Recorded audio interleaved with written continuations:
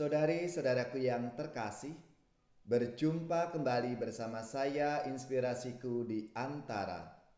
Renungan harian Jumat 22 Oktober, hari biasa pekan ke-29.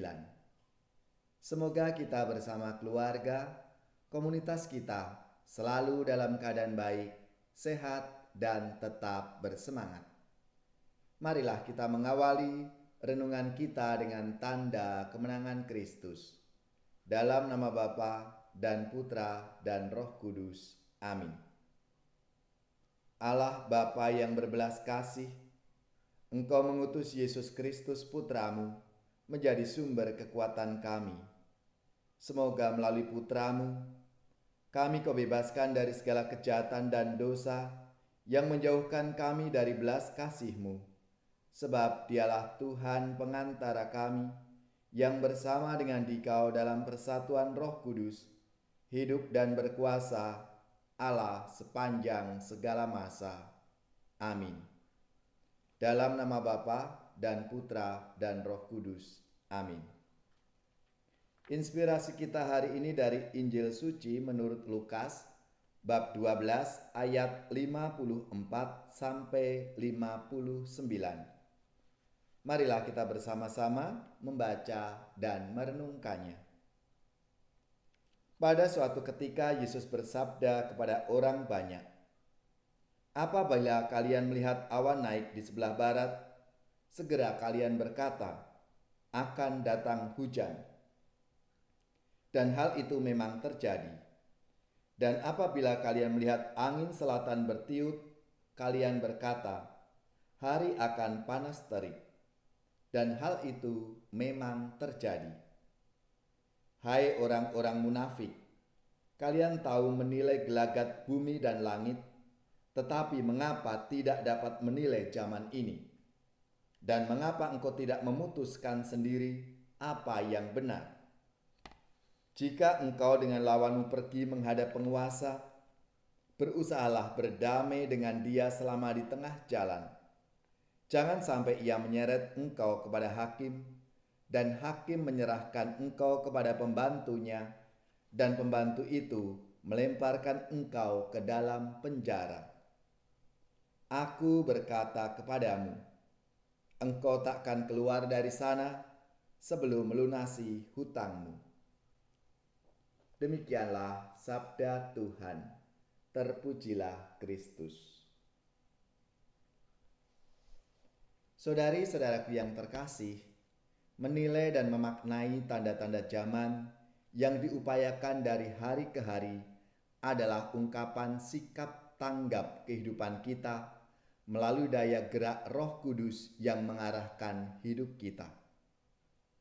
Kita ingat betapa tidak mudah memaknai hidup dalam adaptasi baru setelah pandemi COVID-19 yang menyita energi dan aneka upaya terobosan.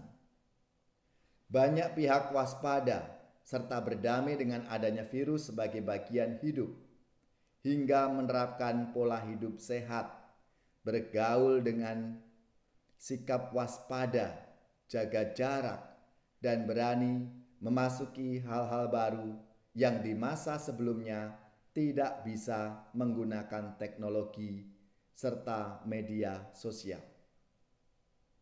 Kemauan sekaligus keberanian mengarungi zaman dan segala tantangan yang ada membawa kesadaran kita akan makna gereja yang hadir dalam keluarga, jejaring sosial yang lebih luas, dan efektivitas waktu yang diperpendek ketika perjumpaan, pertemuan, atau rapat dapat dijembatani dengan sarana media.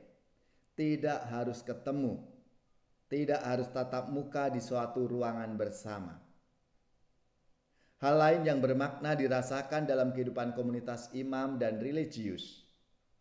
Kesempatan saling belajar dalam menggunakan sarana media komunikasi yang mudah menjadi narah hubung bagi yang sudah senior dan kadang-kadang identik dengan jadul serta kurang melek teknologi. Perjumpaan pada kesempatan makan bersama serta kebersamaan di dalam komunitas lebih nyata dan efektif karena terbatasnya kegiatan pelayanan keluar, sehingga suasana saling memperhatikan lebih nyata. Banyak keluarga juga mengalami kebersamaan yang lebih intens dalam hidup sehari-hari lewat kesempatan lebih longgar untuk melakukan doa bersama, merayakan Ekaristi secara online sesuai dengan waktu yang memungkinkan, sehingga kita keluarga-keluarga bisa lebih dekat dan lebih banyak ketemu karena kita semua ada di rumah. Juga dalam pendalaman iman dan perhatian dapat dilaksanakan lebih leluasa dengan tersedianya tautan informasi untuk mendalami kekayaan iman Katolik.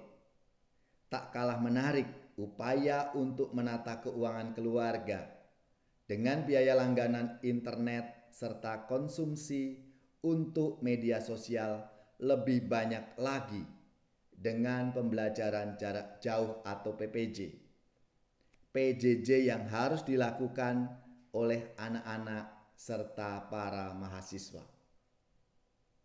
Hal-hal yang sangat kasat mata dan ada di depan kehidupan harian perlu disikapi dengan sikap terbuka dan tanggap zaman. Itulah saudara-saudariku yang terkasih yang diharapkan oleh Yesus dalam sabdanya hari ini.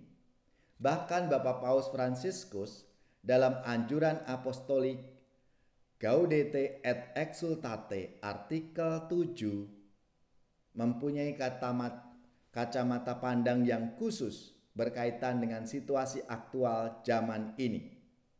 Situasi dan masa ini dipandang sebagai tingkat menengah kekudusan.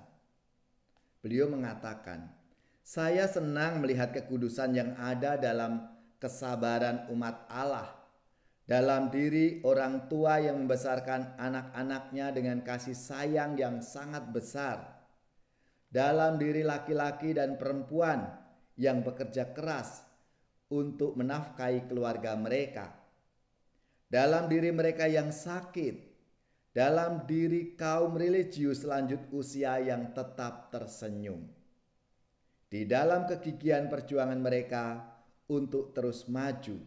Hari demi hari saya melihat kekudusan gereja yang militan."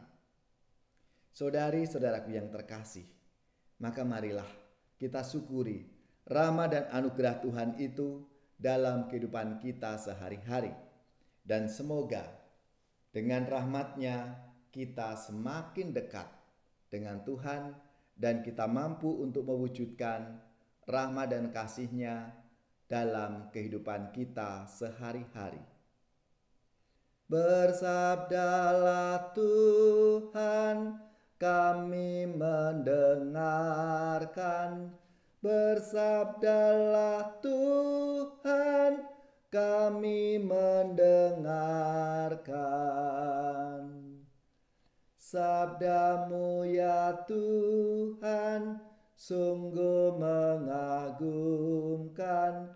Sabdamu ya Tuhan, sungguh mengagumkan.